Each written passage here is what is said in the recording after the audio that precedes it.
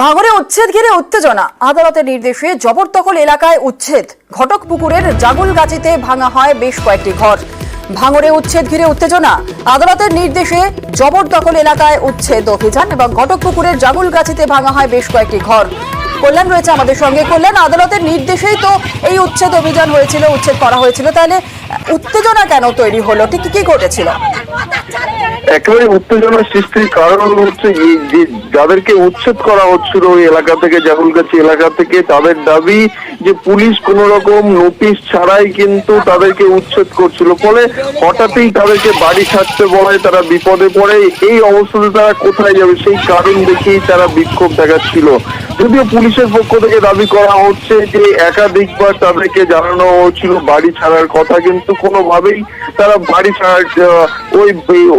বাড়ি ছাড়েনি। তো অবশেষে আদালতের নির্দেশের পরেই তারা পুলিশ কিন্তু কড়া পদক্ষেপ নেয় এবং এলাকায় যে সমস্ত জনপ্রতিনিধি ছিল তারাও কিন্তু এলাকায় যায় এবং গিয়ে তাদেরকে বাড়ি ছাড়ার জন্য বলে। তারা জোর করে যখন ছিল জোর করে দখল করার চেষ্টা করছিল তখন কিন্তু পুলিশ তাদেরকে জোর করে সেই বাড়ি থেকে বার করে দেয় এবং যে এলাকা সরকারি জায়গা ঘিরে রেখে দিয়েছিল তারা সেই ঘেরা জায়গা কিন্তু ঘেরামুক্ত করে প্রশাসন জুনেলা।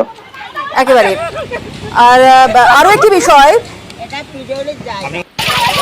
আমরা রাস্তায় বসে আছি। কতটি পরিবার আপনারা বসবাস করেন এখানে? 4-5 জন আছে এখানে। হ্যাঁ, সব ঘর বাঁধা বাড়ি। ঘরগুলো ভেঙে দিচ্ছে। সেইগুলো তো আঠা দরকার ছিল যে ঘর ভাঙা আমাদের অধিকার দেয়নি, তাহলে আমার ঘরটা কেন ভাঙলো? আর ব্যক্তিগত সম্পত্তি দখলমুক্ত দাবি মামলাকারীর। ভুল তথ্য দিয়ে ব্যক্তিগত সম্পত্তি দেখানোর পাল্টা অভিযোগ তোলা হয়। জায়গাটি সরকারি সম্পত্তি বলেই পাল্টা দাবি তৃণমূলের কর্মাধ্যক্ষের। যারা এখানে বসবাস করে তারা উগ্র, তারা কতটা কি করবে বলতে পারছি না। আপনাদের জায়গা কি তারা দখল করবে? হ্যাঁ, জোর করে দখল করে ফেলেছে। কতদিন ধরে দখল করেছিল? 14 বছর। এখানে বসেছিল কিভাবে? আপনারা বসিয়েছিলেন? এখানে আমরা না, পার্টির লোকেরা জোর করে, মানে গাছ বাড়ি করে ওরা নিজেরা এবং কিছু সন্ত্রাস তারাই এসে জোর করে। কোন পার্টির লোক বসিয়েছিল? বামপন্থী পার্টি প্রথমে। যে অর্ডার এরা এনেছে, যে মামলার এগেনস্টে অর্ডার এনেছে, সেই মামলার কোনো নোটিশ এরা পায়নি। ওরা অভিযোগ করছে যে ওদের পৈতৃক সম্পত্তি জবরদখল করে বসবাস করছে। না, এটা একদম সম্পূর্ণ মিথ্যে কথা। এই সম্পত্তিটা হচ্ছে সরকারি সম্পত্তি, পিডব্লিউডি ল্যান্ড। আইনকে ধোঁকা দিয়ে এরা একটা ম্যানিপুলেটেড অর্ডার নিয়ে এসছে আজকে, যার ফলস্বরূপ এই সাধারণ মানুষ ভুক্তভোগী হচ্ছে। 7টা পরিবার ঘরছাড়া হয়ে গেল।